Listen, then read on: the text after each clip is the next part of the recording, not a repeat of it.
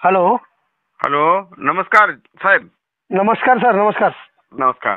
काही नाही सर, आज आपल्या आवाज बहुजनाचा या टीव्ही चॅनलच्या माध्यमातून जी आपण अहमदपूर शहरात जे विद्यार्थ्याबद्दल गैरवर्तन होतात आणि त्या विद्यार्थ्याला जीवे मारण्याचा सुद्धा प्रयत्न झाल्यासारखा आज जी बातमी घडली, ही बातमी आणि मुलींना होणारे जे त्रास आहे, ही बातमी जी आपण चव्हाट्यावर आणलात, तर हे विद्यार्थ्यांना आणि तिथल्या शिक्षण घेणाऱ्या सर्व विद्यार्थ्यांना, पालकांना एक सुखदायी बातमी आहे आणि एक फार मोठा गंभीर गुन्हा जे भविष्यात घडणार आहे, ते कदाचित घडणार नाही आपल्या बातमीमुळे.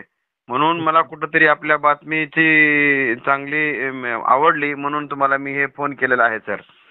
ठीक ठीक, धन्यवाद सर. धन्यवाद.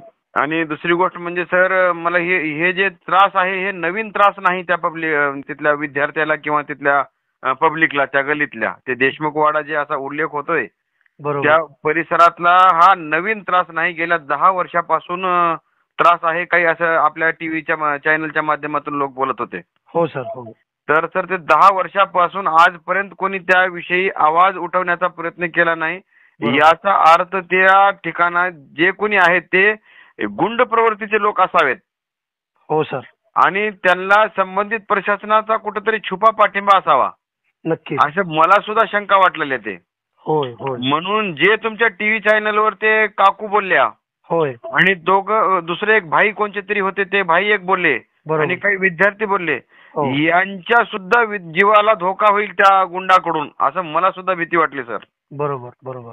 तर तात्काळ संबंधित प्रशासनाने, पोलीस प्रशासनाने किंवा तिथल्या नगरपालिकेने तात्काळ ऍक्शन घेऊन तिथं जे होणारा त्रास आहे ते दूर केलं पाहिजे, नाहीतर एक भविष्यामध्ये फार मोठा गंभीर गुन्हा घडू शकतोय. आणि तर मी पालक वर्गातून, मी पालक असल्यामुळे माझे सुद्धा लेकर अहमदपूर शहरात शिकलेले आहेत सर. बरोबर. आणि अहमदपूर हे आम्ही आमच्या शिक्षणाची पंढरी मानतो. आणि या पंढरीमध्ये जर असा गोंधळ होत असेल तर खरंच सर खूप लाजेची, शर्मेची बाब आहे. दुसरी गोष्ट म्हणजे सर, आपल्या अहमदपूर तालुक्याचे सहकार मंत्री आदरणीय बाबासाहेब पाटील साहेब, आपल्या महाराष्ट्र राज्याचे गृहमंत्री आदरणीय देवेंद्रजी फडणवीस साहेब, होय, यांच्या निकटवर्ती आहेत. होय. आणि ते स्वतः मुख्यमंत्री सुद्धा आहेत. बरोबर.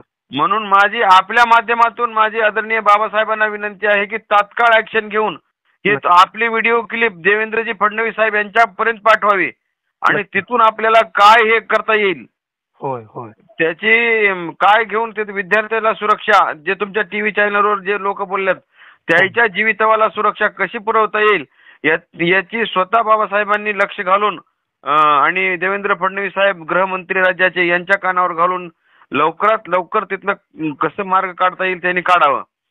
आणि दुसरी गोष्ट सर, म्हणजे नगरपालिकेच्या वतीनं बोलत असताना तुम्ही जे ते गुहेसारखे जे दाखवलो, होय होय, झाडी झुडपं जे दाखवलो, हो, हे शहराच्या मध्यभागी असणं म्हणजे हे खूप शर्मेची, लाजेची बाब आहे.